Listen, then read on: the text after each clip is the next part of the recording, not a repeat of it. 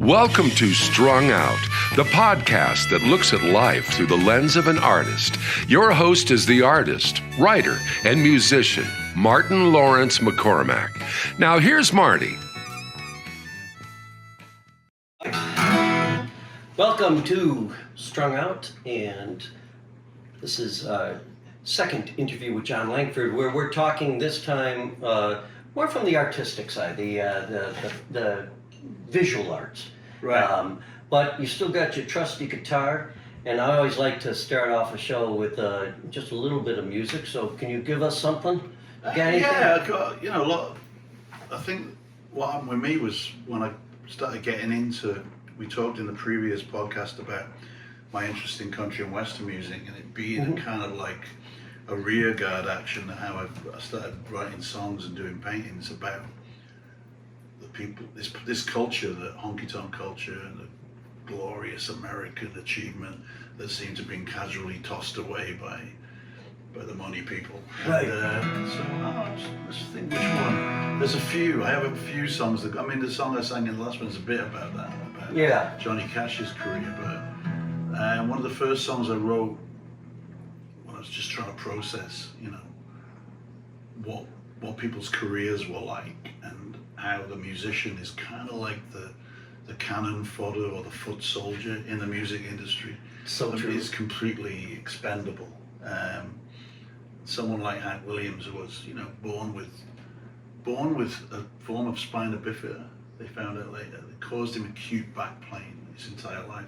So he always had people, that thing of being on the road. If you didn't get back to the Opry for your Sunday night gig, didn't matter where you were in the country the night before, if you didn't get back. So sometimes they drove 20 hours a day, and what that must have done to that guy's body. He was 29, he looked like he was about 70 when he died. And they always thought he was a big drunk, but he was on so many painkillers for the spina bifida, which was excruciating, that he only took a couple of beers to set him off. Sure. It's just a tragic story. Someone so talented that was just basically consumed and eaten out by the music business that were presumably wanting to nurture him, but because he was their golden goose. But it's like Elvis. Sometimes it's easier to exploit once the person's dead. So. It's called Nashville Radio, and I'll sing this. Let's hear it. I'll sing this for Dallas Good from the Sadies, because we used to do this song together a lot, and he would. I loved it when we'd start this song. It's kind of fast song. I'm not going to do it that fast, but sometimes when I did with the Sadies, it was so fast, and he would kind of look at me and cock an eye at me like, "Are you ready, old man? You think you can hack it?" And Yeah, I'm like, okay, bring it on. That challenge, yeah. Ding, ding, ding, ding, ding, ding, ding, ding, ding, ding, and we'll do it my pace.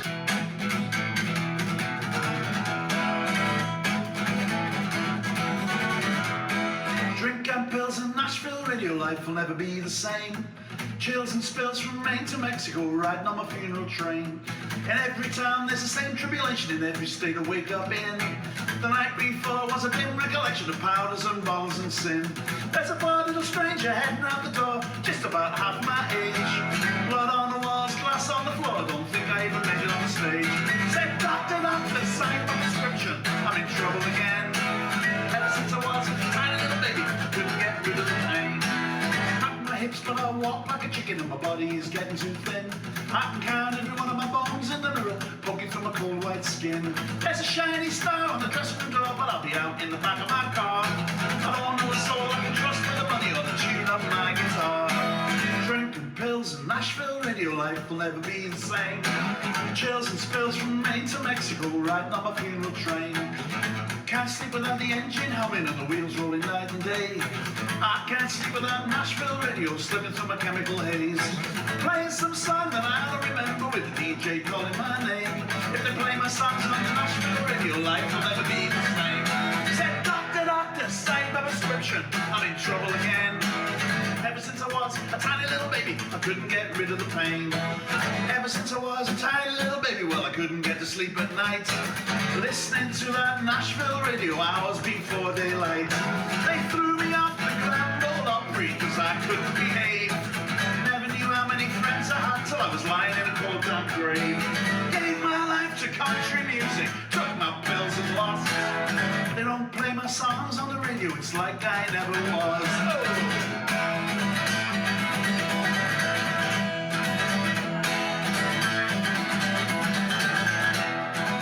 Sweaty cop in an Alabama lockup, he looked at me and he laughed. Heard my songs on the Nashville radio, asked me for my autograph. He said, doctor, doctor, sign my prescription, I'm in trouble again. Ever since I was a tiny little baby, well, I couldn't get rid of the pain. Pills in Nashville radio, life will never be the same. Chills and spills from Maine to Mexico, riding on my funeral train. Wow. Wow. Need a cup of tea after that. You need a cup of tea after that. Absolutely.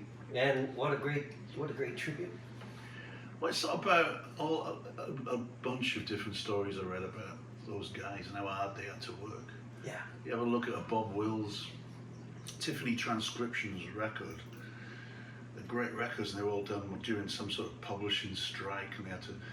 Somebody wasn't put. The radio stations couldn't get music, so they'd get the bands to come in and they distribute these kind of like really huge singles or like records, vinyl records, and it's acetates. Yeah.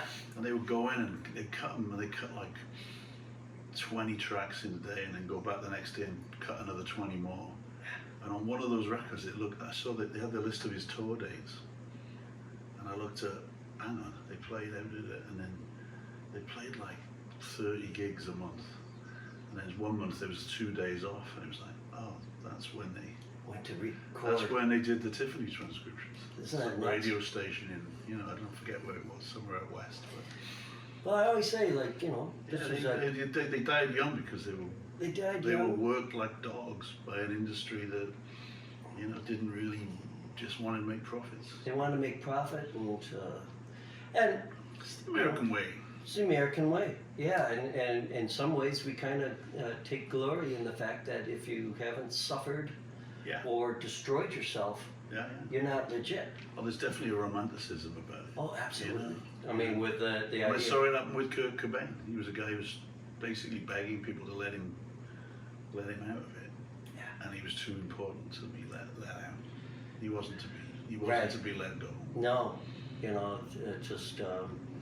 it's a tough business to get in. But like you said in the last podcast, you have to call your own shots, really. Well, it's just that idea of what is, how do you grade success? And how do you, if you're happy, are you successful? If you got a load of money, are you happy? Most of the people I know, there's some people I know have done quite well out of the music business, so it's not all, mostly they're roadies though, it's strange. Funny you say that. I got my mate and he works for Depeche Mode and he has a great life and he really loves it and they treat him really well.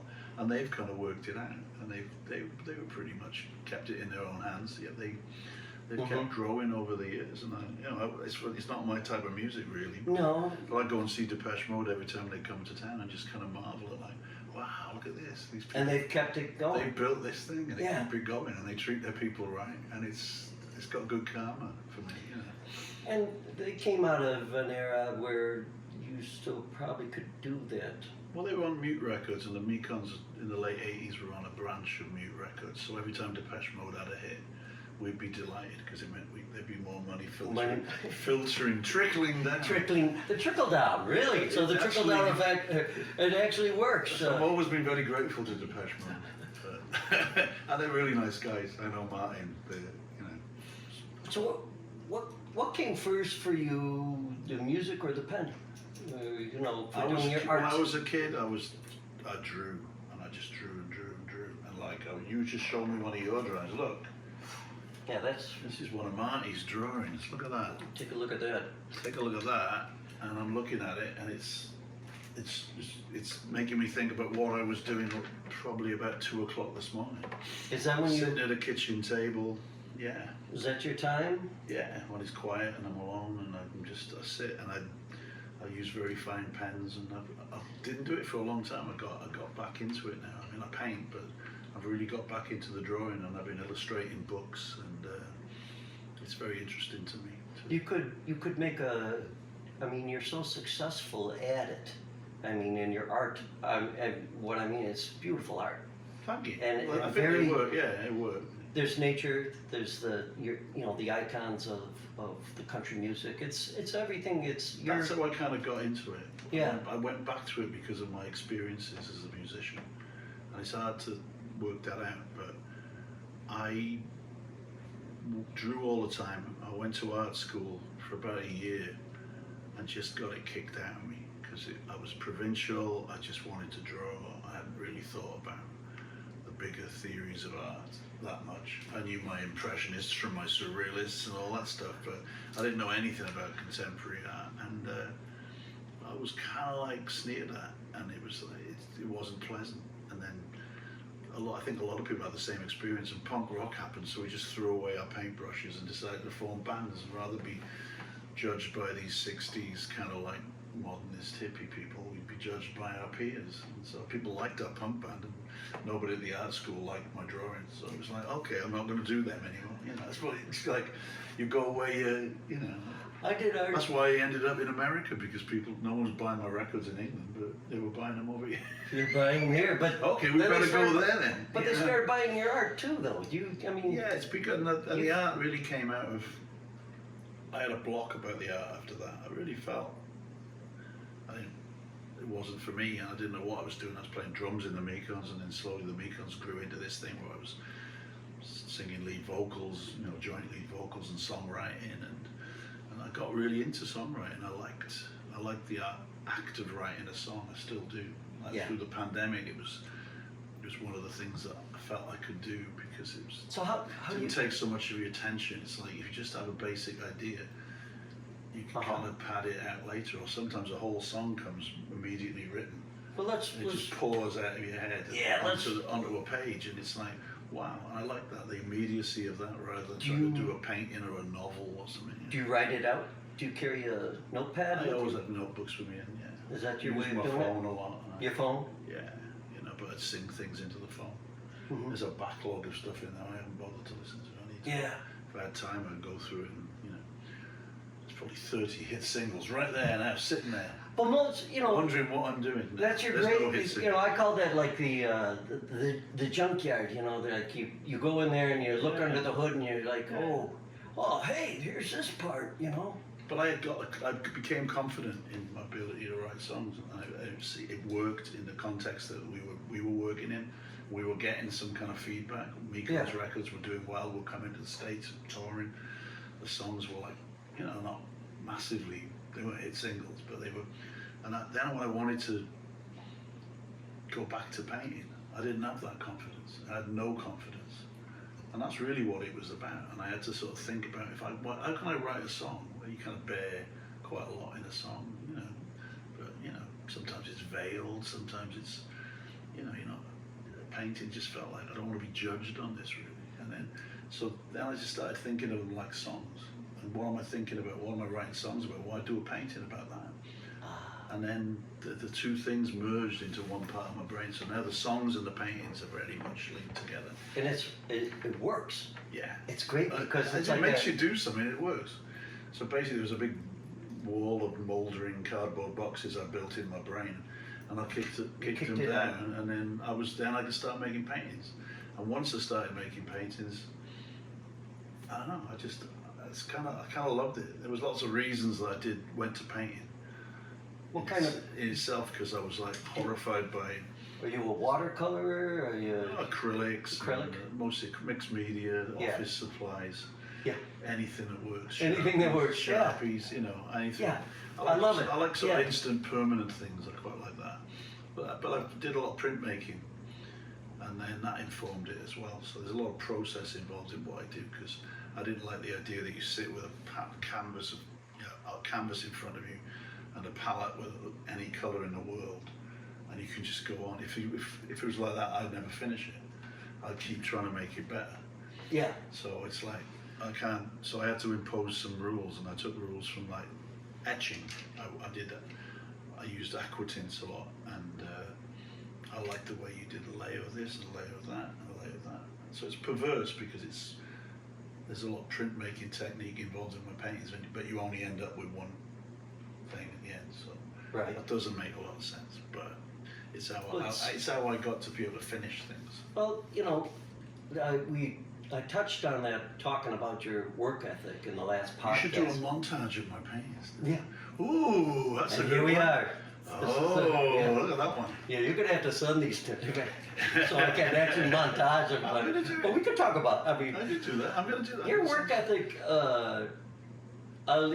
You kind of give yourself self-imposed deadlines or lines to cross. It sounds like having the printmakers kind of thing for art.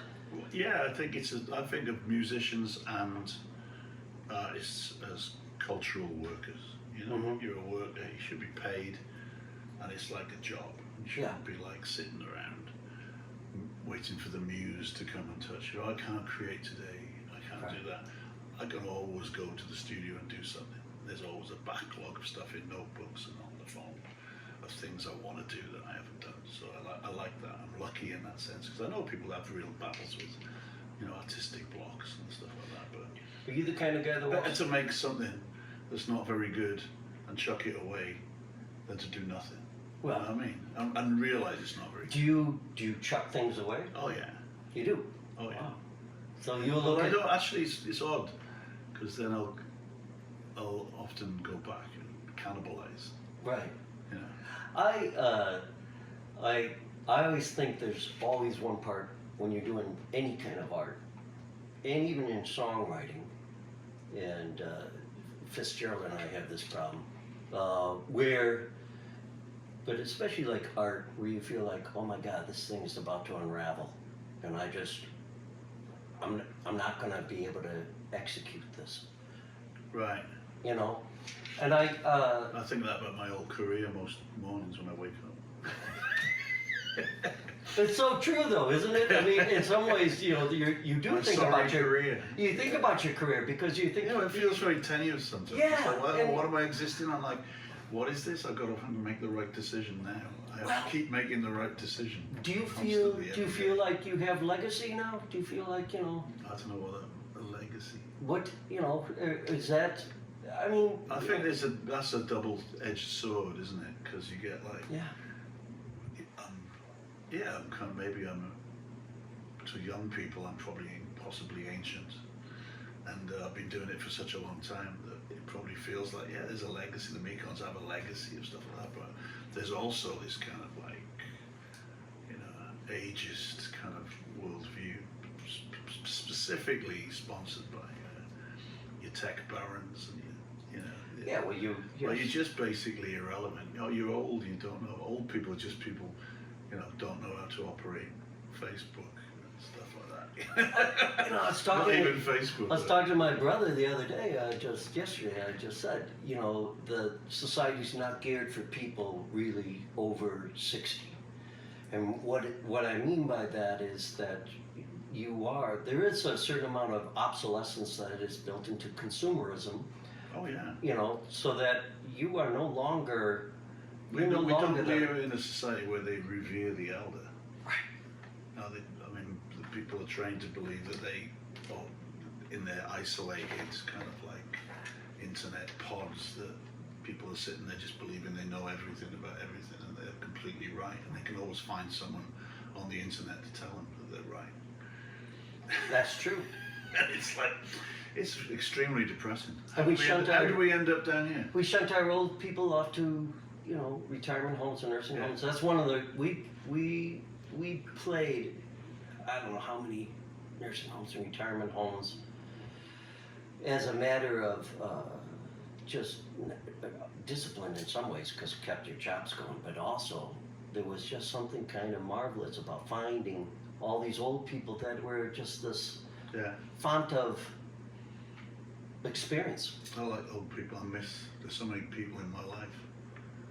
I always loved the old, like I said before, in the previous podcast I was talking about the old uncles. Right. And I was raised by, not the uncles, but by the women.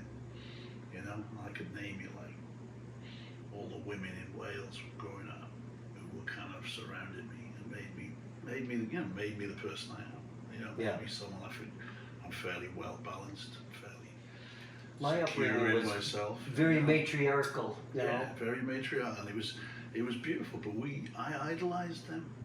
And I did even through my 20s and 30s. I just wanted to get back to Wales and visit those people. They were just so, they were characters and eccentric, some of them, you know, but mostly kind of pretty normal working class people. But especially on my mother's side of the family, they were, I mean, I lost an auntie and she was 99. Wow. And she died a couple of years ago. It was rough because she was my project. Yeah. It was my mother's aunt. She outlived the generation below her. Isn't that something? She was fantastic, and it Yeah. was just an amazing to have that connection with those people. It made me feel, you know. And then it's like when your parents, both my parents are dead, and suddenly, oh well, I'm on the roof of the house now, you know. That's where I live, you know. Yeah, I know. It's tough, and I don't like losing the old people. I like. Have you They got, there's just so bloody interesting. have you used any of them in your art or your songs? Yeah, there's a lot in the songs. You got one that you've got? Well, I just did that old Devils one on the last one, which was sort of. Do you have any other from Wales or? Yeah, I'll do one. About my hometown.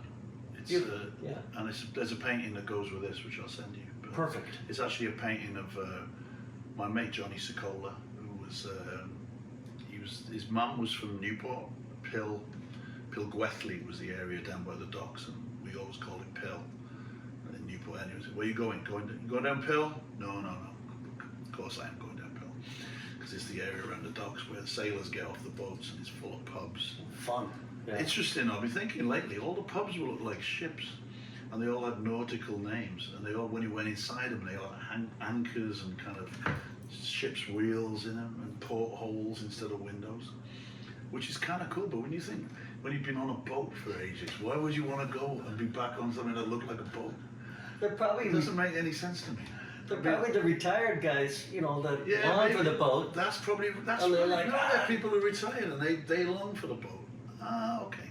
But it was as a kid, they had folk clubs down there, Irish bars and like Indian restaurants, Pakistani restaurants, Barbadian restaurants. And, that was a very multicultural area, very earthy, kind of rough, a little bit dangerous, possibly, but no one ever messed with me down there. But I used to love going down there. And Tiger Bay is like that in Cardiff. There's an area in Liverpool which is similar. And it's interesting where a lot of the rock and roll came into, the blues music came in. It was these places. And Joe Strummer lived in Newport. He had friends at the art school, and he moved down to Newport for a year to kind of work up his chops. He wanted to be able to play guitar so he could be in a band. And what he told me was that he would go to this Blues, which was a West Indian late night drinking place, and the guys down there would get records fresh off the banana boats coming into Newport docks, and they'd have fresh vinyl, and then they'd put them on, and it'd be dubs and versions, and then they'd toast over the top of it. That's the first time he ever heard that, and I was so proud when he told me that. What, I was in Newport? He went, yeah, I'd never heard that before. And I was like, oh, my hometown. Your hometown. That's exactly the cutting edge. Where I was like wandering at the time. You know, wandering around, 15, 16-year-old boy, and you could sneak in those pubs. The landlord would give you a drink, but it wasn't wild. You'd be sitting there drinking your pint really quietly and making sure you behaved. Right. And then some like Belgian sailors would come in their uniforms, merchant seamen would all come in and sit and be and singing songs and stuff. How could you not be inspired by it? I know, it's crazy. It's awesome. Yeah, and the first place I heard folk music was down there as well. Wow. There was a folk club run by a guy called, I was saying there's a lot of Irish in Newport. Because a lot came after the potato famine. Yeah. And they could, on the new Mekons record, we actually have a song called Mud Crawlers, which is what they used to bring the Irish over as ballast. And they drop them off at the head of the river. Yeah. And the river's really muddy. They'd actually crawl, many died. Wow. Drop them on the mud banks and they would crawl up, and they'd appear in the town in the next day just entirely covered in mud. Oh wow. They'd shunt them off to the workhouse. So yeah. it's a really sad bit of history, and they find build new things, They find the they skeletons. find skeletons. Yeah. But basically, Irish people escaping the famine. That's, Well, I grew up with a lot of Irish people, and Dublin Moran was the guy who's apparently still alive and well, but he moved back to Ireland, and he used to we'd sing Irish rebel songs, and we'd sing like, it was great. It was just such an education to be a kid. I loved it. It was every Monday night. you got a real education because you had the world there at that dock. And then this guy Johnny Sokola I was talking about, before I got tangented, his mum was from Pearl and his dad was from the Seychelles, was a merchant seaman. And his dad got off the boat one night and forgot to get back on the boat. And John also went in the Merchant Navy. He was a chef in the Merchant Navy. He was such a character, one of the most amazing people I ever met. And he ran a restaurant, and they moved the folk club from Pill to his restaurant. And that was the first job I ever had, was working behind the bar. Oh, and I wow. got fired that night for getting so drunk. And then his brother Julian said, "Here's your £5, don't ever come back." And I was like, "All right, I won't." And they were nice, you know. Yeah. But then Julian went back off to prison, and and Johnny was running it, and Johnny was my mate, and he couldn't make the restaurant work, so he painted a big mural in. One side was like the Seychelles, palm trees and a beach. The other side was Newport Docks with a transporter bridge and the cranes and everything. So inside the restaurant it was like that, but then Love it it. just ended up turning into being a punk rock club. And it was fantastic, and it was called TJ's because his wife's name was Trilby, and it was TJ's, and these guys started booking bands in there, and he realised he could make more money doing that than running a posh restaurant. And he wanted to be a cook so bad, but in the end man. he became the maitre d' basically of that club. And I mentioned Kurt Cobain before because Kurt Cobain went into the Sea Hole one night, and everyone said, "It's Kurt Cobain, it's Kurt Cobain." Johnny's like, "I don't care who he is, he's paid £5 like everyone else." It's brilliant. Which is brilliant, right? Yeah, absolutely. But Johnny was like, he was a product of this. Basically, this song's about him because his dad got off the boat and forgot to get back on. And there's no reason, if you're from the Seychelles, why you would get off a boat in Newport, Minot. One wonders. It's an ugly, dirty little town, but it's. I'll sing this one, and I do this one with a choir, which is great when they all sing. And David Williams is. There's a line in the song which compares Pill to Tiger Bay in Cardiff, and Shirley Bassey, of course, the girl from Tiger Bay. You know, the Manic Street Preachers wrote a song about her. And David Williams lives in Canada, but he's like a 6'7" black Welsh guy from Cardiff Docks. And he came up to me and went, "I like all your songs, but I have a bone to pick with you. Shirley Bassey is not from Tiger Bay. She is from Splot. I am from Tiger Bay." And I went, "Oh, right, we'll have to change the words then." We'll work on that for you, buddy. But he knew her family and everything. Oh, isn't that a... But Tiger Bay sounds so much better than the other Yeah, side. so The other Splat. side of the docks was Yeah. called Splot. Splot. Nobody wants to be from No. Splot. You know? No, Tiger Bay has a little more allure. So I sing, David Williams is from Tiger Bay, Shirley Bassey's from Splot. So, it goes a bit like this. A pitbull tattoo, one good eye of blue, that's wandering still, but what can you do? These ropes are all knotted, they're tangled around me. I'm a sailor who wandered a little too far from the sea. Did they raise up this child just to die, to stare for too long into one sky? Well, Shirley Bassey's from Tiger Bay, but I'll spend my life down in Pill. They shut down the docks, all our lines on the rocks, but my good eye is wandering still. Past the pubs where I festered all day, transport a bridge, transport me away. These ropes are all knotted, tangled around me. I'm a sailor who wandered a little too far from the sea. They passed in the channel, Great ships by the score to carry out coal and carry in ore. And at night these old sea legs were anxious to stray. They come from all over but never intended to stay. So tell me something I don't know. Find me a skipper with somewhere to go. These ropes are all knotted, they're tangled round me. Yet I'm a sailor who wandered a little too far from the sea. Beautiful.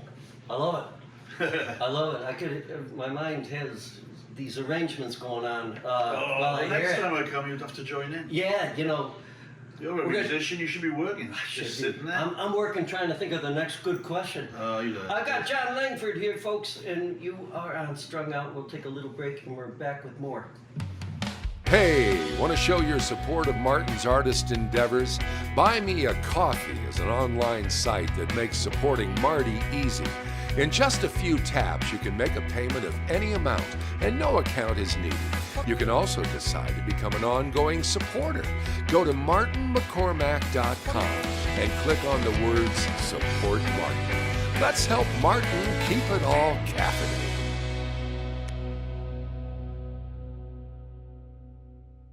And we're back with Jon Langford. Wow, you know, when you talk about Newport like that, and the pill, and that part, you know, your education, That was my education. and it really gave you a sense of like, Well, it gave me bits and pieces of information that I then put together later. It's very funny. The first day I went to Leeds University, yeah, the thing like you have to go, you're a fresher, you know, and so you have to go on your freshers group that shows you around Leeds University. And these two guys who became the singers in the Mekons took me around, Andy and Mark. So I met them the first day I got to Leeds in 1976. Like my life, and my inbox is still full of, you know, yesterday I was talking with them. So this is October 1976. I meet these two guys now. I said, where are you from? I'm not from Wales. Oh, they're chatting away. He said, what do you do? I got, you know, played drummer in a little youth club sort of band, you know, playing covers. And they were, oh, you should get your drum kit up here. Our mate's forming a band. It's going to be called, it didn't tell me what it was called, but it was Andy Gill. It was the Gang of Four. He said, it's going to be a cross between Dr. Feelgood and the Velvet Underground. And I'm like, oh, I know Dr. Feelgood, because I've seen them on the telly. And they were like the only band at the time that played songs under about 4 minutes long, with straight jeans rather than flared jeans. Right. And looked like they were taking speed instead of smoking pot. And I thought, who's the Velvet Underground now? I don't know, I'd have to find out about that. But I knew who Lou Reed was, and I knew who John Cale was. Because there was a guy at the folk club who would play, this is a John Cale song, and he'd play these really weird, mysterious songs. I thought John Cale was just like a Welsh folk singer or something, and I'd never really gone into it. And I think I had one of his albums, but I didn't know the connection, you know. So it gave me bits of knowledge. yeah. Like that, my teeth, and then suddenly it's pieced together later, and they go, oh, he was in the Velvet Underground. He was in a band with Lou Reed, and they had a band called the Velvet Underground, and these guys are trying to form a band like that. I better listen to a bit of that. And it was like, punk rock, mate, here we go. You know, like I said, people said, it all happens for 15 years, and it takes everyone a while to catch up. But, you know, the Velvet Underground was so far ahead of the loop. And with It's Andy, amazing. Andy Warhol and Doing their album cover and adopting them. It's funny, you know, it's just a funny... One of the things when they had Nico singing it, I just loved sitting and listening to her going off key. Oh yeah, she's amazing. And John Cale produced an album of hers called The Marble Index, which is a crazy album, but I really love it. But she does,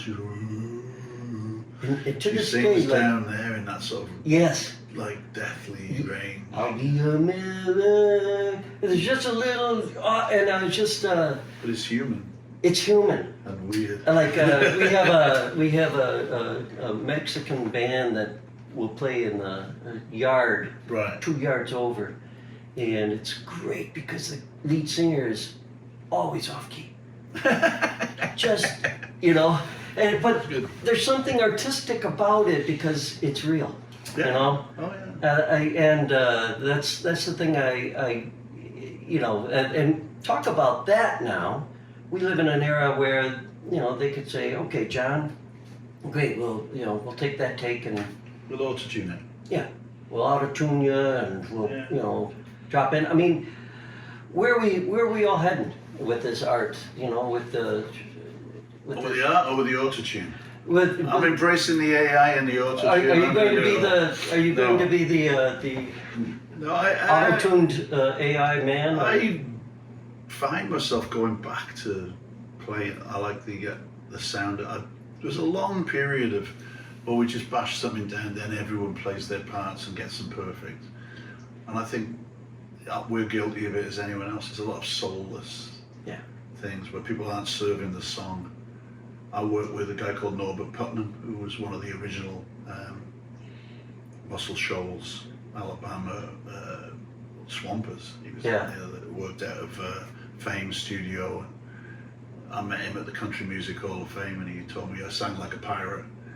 I should come to Muscle Shoals and make an album. So I thought, he's a loony. And then 6 months later, I met him again. He said, "You didn't call me. I thought you were going to come to Muscle Shoals. We should make an album together." I'm like, "Norbert, I'm coming." And we went down and we made an album, me and John Szymanski with Tony Newsom and Bethany Thomas. We made an album called The Four Lost Souls, and I wrote songs specifically about kind of what my conception of kind of music in America and that period where it was kind of like colorblind, you know. Yeah. You had Aretha Franklin to go into Alabama to work with a bunch of white guys to make her great records. You know, it's interesting. It's a positive and kind of wonderful story. Soon ruined, but I wrote a lot of songs about that. But I met Norbert, and then he encouraged me to do all the vocals live. Mm. And so we had a local drummer who was not the drummer we were meant to have. But he was a younger guy, but he was fantastic. I can't remember his name off the top of my head, but David Hood, who played on, you know, Staple Singers stuff and Aretha Franklin stuff. He was Great. playing the bass.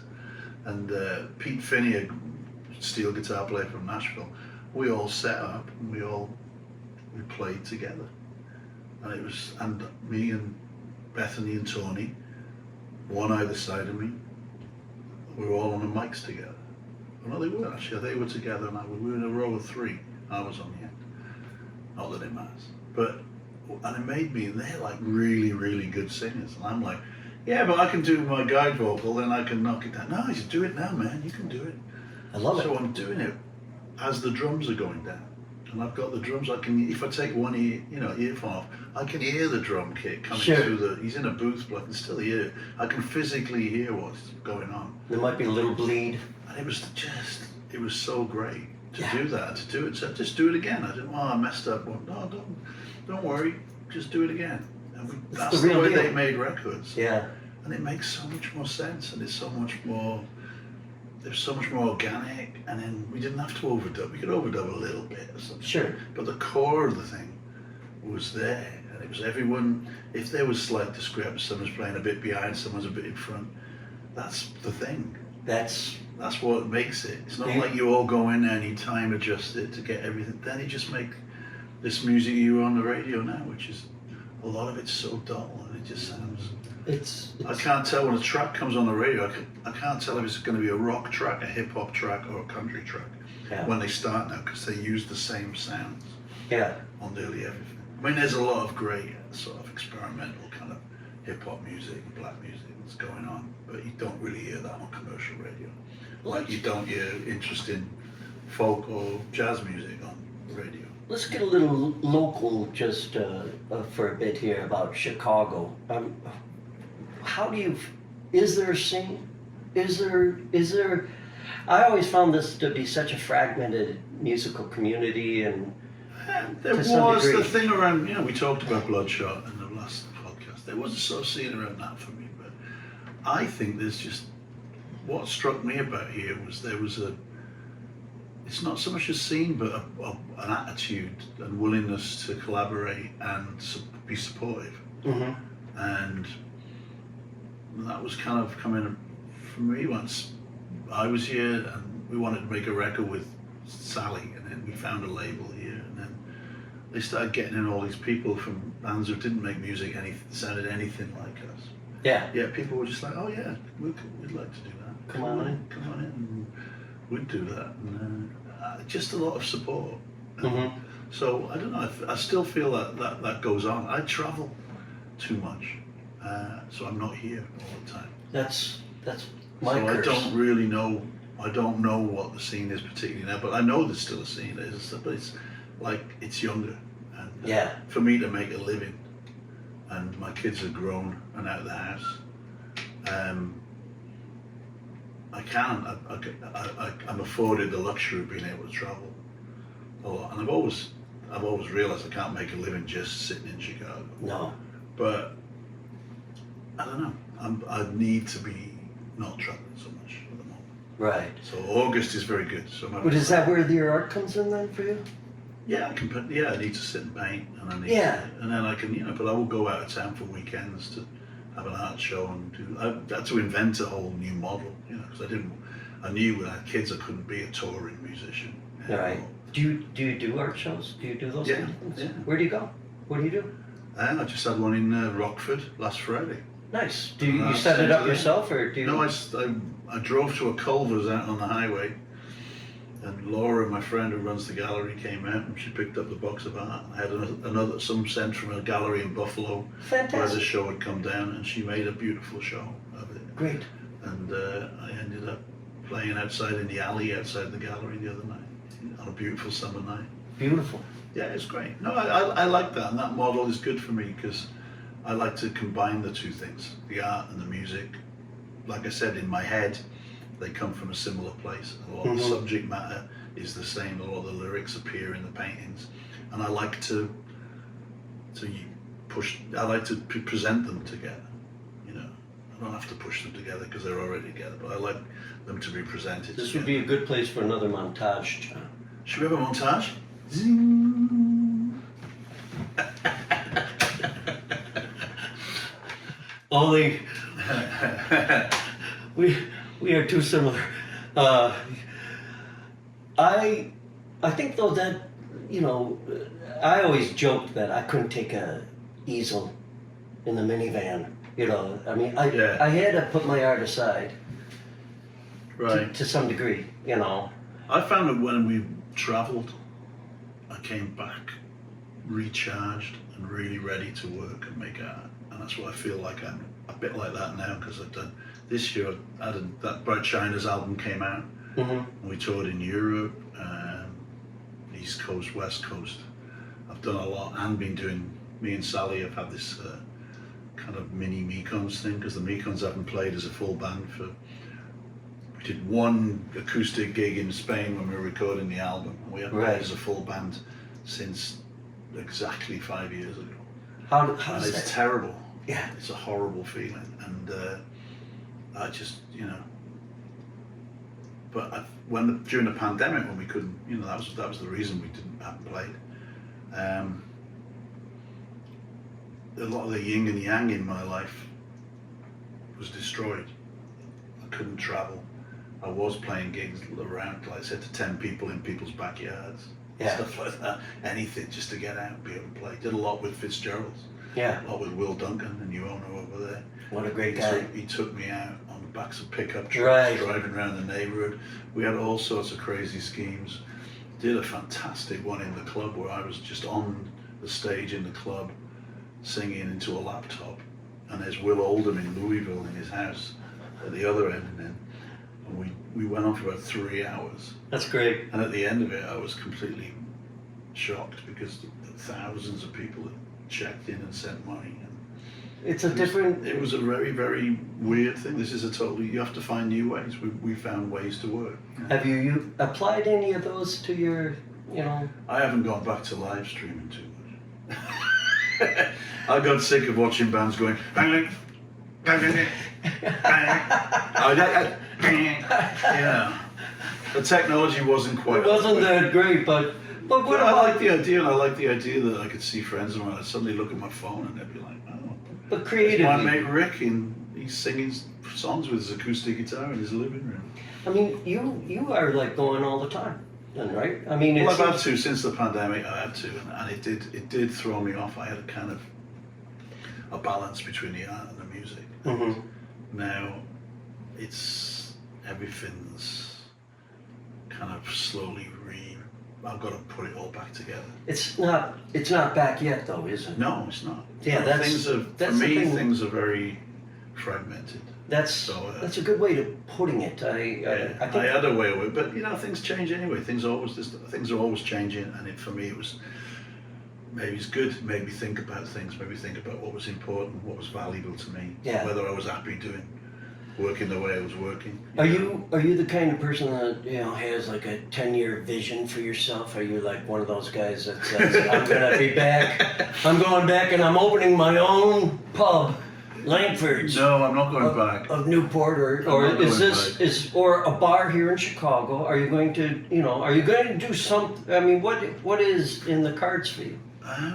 What would you like to see in the cards? Oh, I don't know. Just keep ratcheting it up, keep playing. So go with your boots on. Yeah, that's the only way for musicians to go, isn't it? Isn't it? Yeah. I had Ian McLagan on. I did a radio show for XRT like at 10 o'clock on a Tuesday night when no one was listening, and we'd have guests in, and Ian McLagan from the Faces came in, and he was great.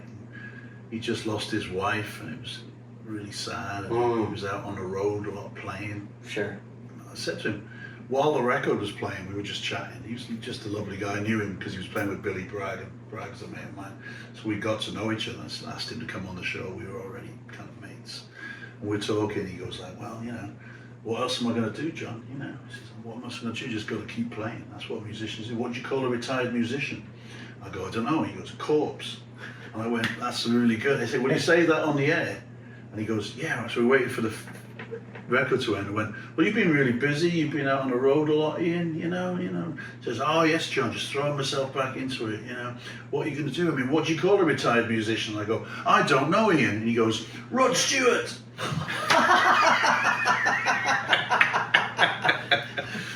Which was slightly unkind. Slightly unkind of Slightly Rod. unkind because I don't know. You kind of like Rod. I've got a soft spot for Rod. Yeah, I do too. I mean, and recently he's moved back to England, and he's kind of like, I don't know, he's kind of funny. He reinvents himself quite a bit. Yeah, but Ian was the most filter-free. You talked about a journeyman musician. There was someone who's had success, but clearly was doing everything for the love of it. Yeah. And was such an infectious, funny, brilliant personality. You just wanted to be around him. Yeah. And I miss him because he died. Same week my mum died.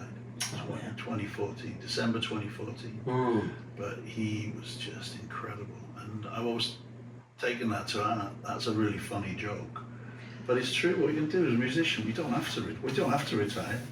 And then if you do retire, what do you do? What the hell do you do? Yeah, this is fun and it's easy. It's a funny thing. It's a glorified hobby turned into a career. Yeah, I mean, with Switchback, we've always said, well, we're just gonna have to go with our boots on. I always am a little morbid about it. I say there's somewhere out there, there's a semi.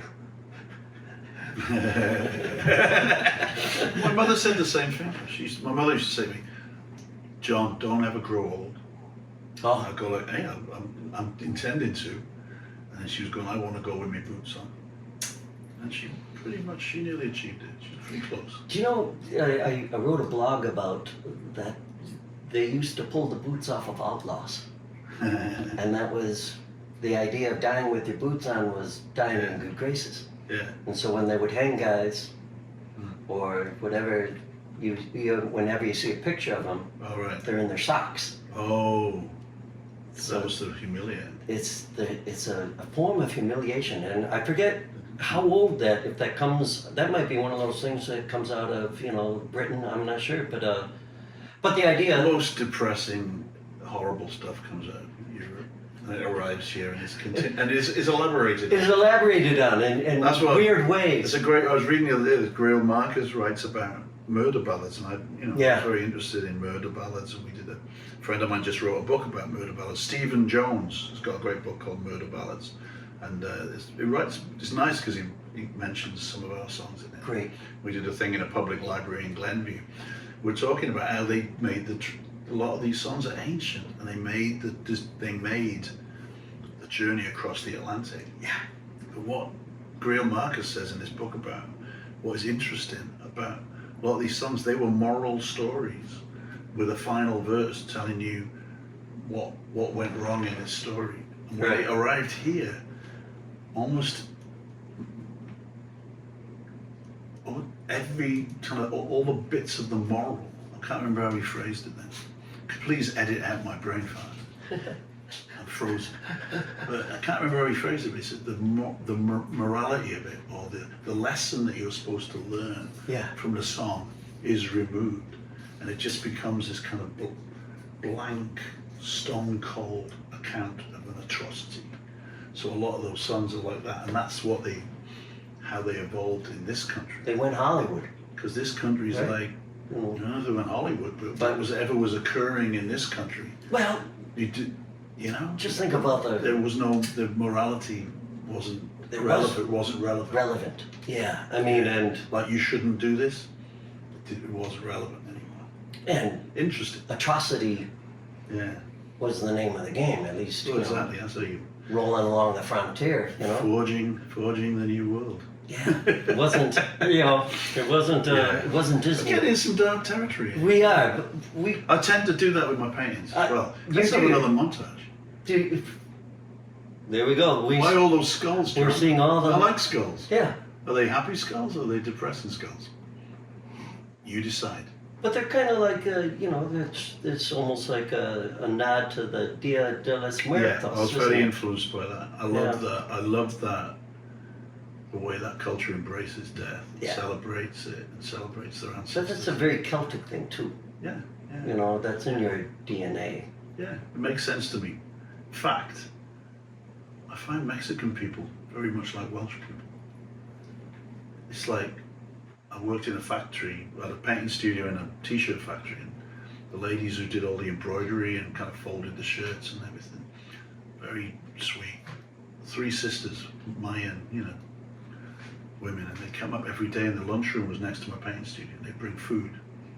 And I'd say, John, you want taco? And I go, oh, I'm okay. And I see them, no, I didn't want to take their food. And I suddenly realized this is like my Auntie Hilda. Yeah. When I get to her house going, do you want a cup of tea? And I go like, no, I'm all right. She went, do you want a sandwich? No, I'm fine, I've had something to eat. You don't want them to go to any trouble. All they want to do is go to trouble for you. Yes. So the day I said to the Mexican ladies, I said, yeah, I'd love a taco. And their eyes lit up, and then suddenly and then every day I was in that factory working. Every day I got the most amazing things in tacos. bet I you- get a piece of fried chicken, sometimes a pizza, SpaghettiOs one day, just like, But you got the real culture. That's. They were just, some days just beautiful stuff. Some days things I was like, I don't know what this is, But I'm gonna eat it. but I'm going to eat it. I'm gonna eat it and act like I But- love it. But it was like, that's exactly the same as my family. If you Yeah. say no, Yeah. what you have to say is yes, and it makes them happy. Because That's they want to give you food, and it's that's- lovely. That's the lovely, generous. But Chicago's a bit like that. I just think Chicago in general has been for me a place that when I get kind of fed up with it, or it doesn't feel like I belong here anymore, or something like that, it'll kind of reach out and give you a little cuddle, or give you a taco. I'll give you a taco. Yeah, it does. It does that for me I love it. sometimes. You know? I love it. I was having a rough time, and my mate Tony Fitzpatrick said, "Come and do an art show at my gallery." I said, "I haven't got much at the moment. Most of it's out there, and I've been playing it a lot." He's going, "Well, just make some art." And it was like, Jesus, that's a great idea. And I made some art, and I hung it in his dime gallery on Western Avenue, and I sold a ton of art. Good man. And I didn't feel like anyone was interested particularly, Yeah. or it was the right time for me to be doing it. And I sat down, I thought about it, and I made art, and it was great, and it got me through. And there's that whole thing of like a self-imposed deadline. I think is Yeah, like. well, there's also and defeatism as well. Well, The voice in your head telling you no one's interested and you can't do it. It's like, That's shut that off and get the on. adversity. That's my advice to the young people in the music business. There you son. go. We Shut the voice in your head off and just do it. came a long way, but we got there. We got there. We got to the moral of this podcast. Yeah. Give us one more and we'll wrap this puppy All right. up. And We mentioned the we got to Wake get you Up back in because you're just a font I think I'd love to come, knowledge. have Sally come. Come with Sally, Because please. the Mekons things, next year we've got an album coming out. Okay, well, like I said, and it's going to be a big year for us. We'll get you sooner than later. And we're like one of those punk bands with all the original members alive. And it's kind of, I don't know quite how we did it. It certainly wasn't through good living. Oh, I tell you what. I mean, right there is something that would be worth a documentary. I know. Well, The it is- punk band where every member is still alive. I know. It's really kind of strange. Well, every core member we do. Core We have member. lost a couple of people who were friends and helpers, but Sure, deputies. but you're not like the Rolling Stones. and Well, the it's Stones. just I just think it's kind of wonderful, and maybe what our aspirations were different. I think, Mhm. and our what we thought of as success is different. Yes. And there was a lot about being a community, being more like an arts project, being more like an experiment. And it's that end of it has been completely successful. And then just the money end is where we messed up. Wow. What should I Welcome. do? I'll do a Wake Up Brothers song. Yeah, do a Wake Up I Brothers. just mentioned the Mekons, maybe we should do a Mekon song. Whatever. Yeah, I'll do an old Mekon song, because next year's a big year. That's going to be the reunion tour, I'll huh? have to remember them. I'll have to know them. I know that Somebody woke me this morning. Well, I didn't know where I was. The person that I spent the night with just looked at me and sighed. And I caught a train to Sheffield. But in my mind I was already in hell. I betrayed, afraid, beaten and broken till the end.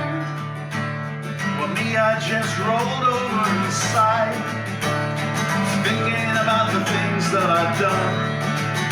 Well, you know, they don't bear to be repeated, 'cause I lived them in a haze of disgust. And I caught a train to Sheffield, but in my mind I was already in hell. Yeah, I betrayed, afraid, beaten and broken till the end.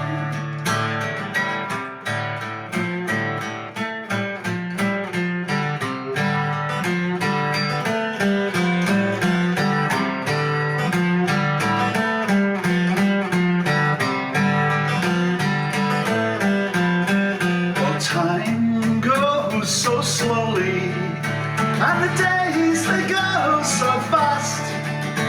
I'd love to pass out on your shoulder as we dip in that pocket of love. But I caught a train to Sheffield, but in my mind I was already in hell. I betrayed, afraid, beaten and broken till the end.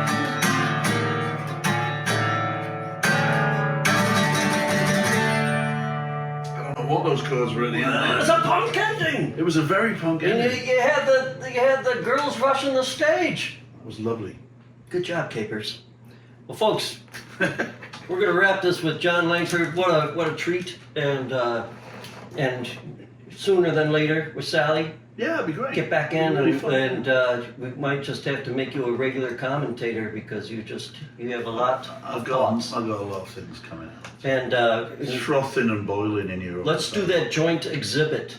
Yeah, that'd be great. We'll have to come up with a name. Group show. Get a musicians group show. I know places that would do it. Let's do it. All right. All right. So you've been watching and listening to Strung Out, and we will see you soon. Okay? Thanks, you. Mike. All right. Bye-bye. Cheers for now, guys. Thank you for listening. For more information about this show or a transcript, visit martinmccormack.com. While there, sign up for our newsletter. See you next time on Strung Out.